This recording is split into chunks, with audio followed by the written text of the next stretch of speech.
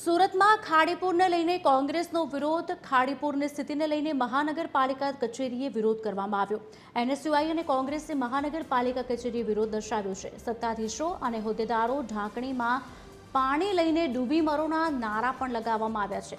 અહીંના પાણી રોકાતા નથી અને સિંધુ નદીનું પાણી રોકવા નીકળ્યા તેવા નારા અને વિરોધ કરતા કાર્યકર્તાઓની પોલીસ દ્વારા અટકાયત કરવામાં આવી.